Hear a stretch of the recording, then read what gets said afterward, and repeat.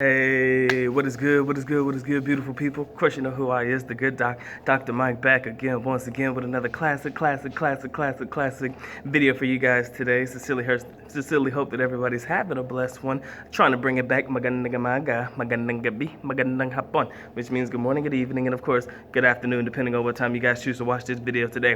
As you can tell, I'm in the classroom setting, and for today's video, there's no better setting for a story to tell, for story time, than the classroom. All right, but before we get into it, guys, make sure you like the video, make sure you subscribe to the channel, social media platforms, ebooks, everything that you need should be listed in the link in the description area below.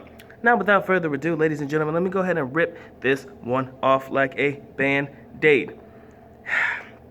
I once ran into a teacher who was willing to marry me for a green card. I once ran into a teacher who was willing to marry me for a green card, okay?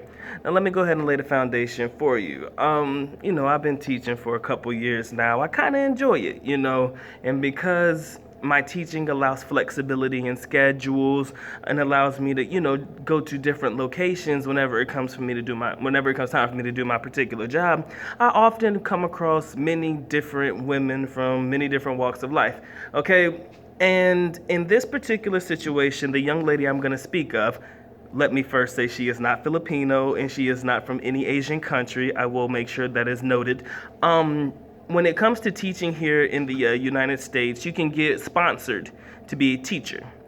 So somebody will sponsor you, maybe the school, and something to that effect. From what I've heard, there's Chinese Mandarin teachers. Most of them are sponsored by the school. They'll do like a year residency here, and normally they'll go back and they'll change teachers every year. Sometimes they have a teacher that's willing to stay long term in the position because she can stay.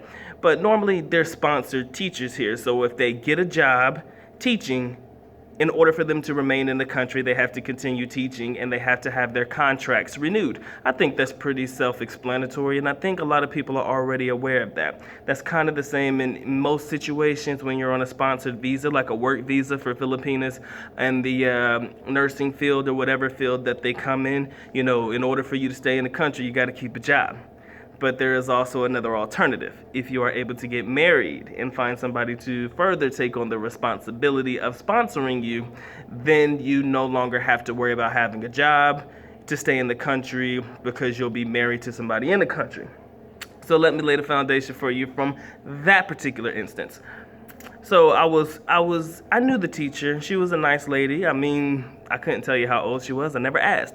So it was around, I want to say when this situation happened, it was around Valentine's Day. Don't ask me what year it was.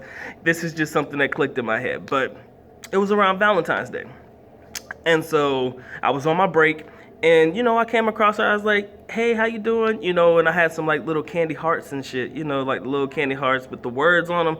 The little powdered candy shits. So I was giving them out to the kids, because I had a whole bunch of them, and I gave some to her, a little box of chocolates and shit. It's Valentine's Day. You want somebody to feel good about themselves. So I think I walked directly into my own situation because I asked her, I was like, what are you going to do for Valentine's Day? I mean, do you have any special plans? And she was like, no, I don't have anybody here, but I wish that I did, so that I didn't have to work anymore.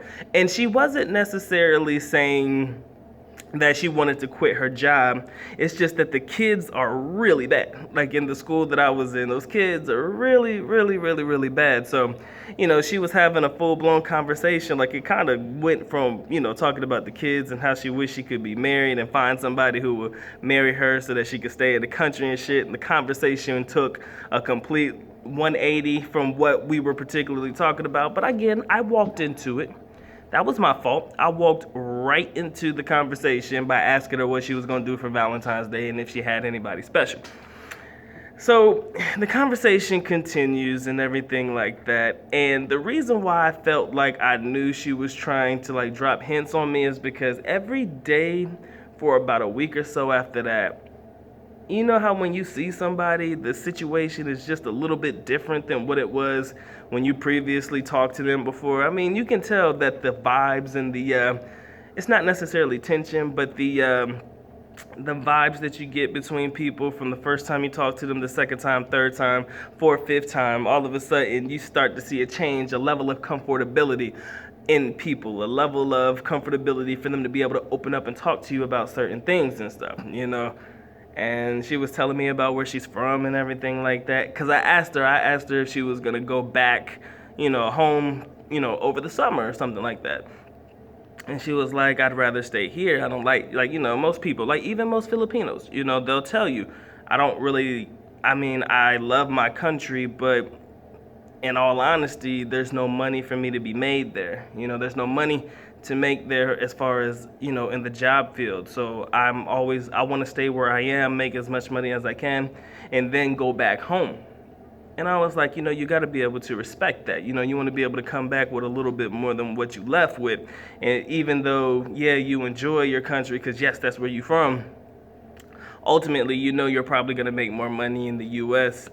most of the time, depending on where you're from, than you will in your own home country. So that was her stigma, that was her dilemma.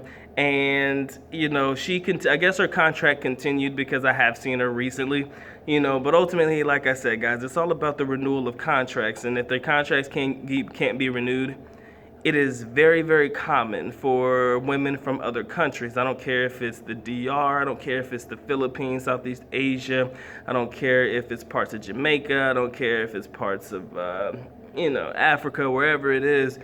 If they can find themselves in a situation that provides them a better life, per se, and a better life for them to be able to have for their people, back home, then they'll stay and do whatever they can to stay in the country for as long as they can. It's not illegal, All you have to do is just convince them that, you met while you guys were on the job. She's already working. She's already been here.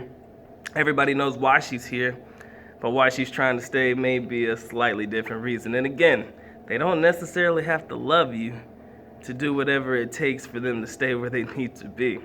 That's just something we should always take note of. I'm looking at something funny. Hey, that's a nice pen. Anyway, ladies and gentlemen, that was my story, and I'm going to stick to it. It's funny, but it's real. Shit happens all the time, ladies and gentlemen. But with that being said, I'm going to go ahead and let you guys go on with your day. The Good Doc is officially out. At least Nako. Paalam, which means we are going now. Bye-bye. As always, love you guys. Mga kita. Mabuhay. Peace.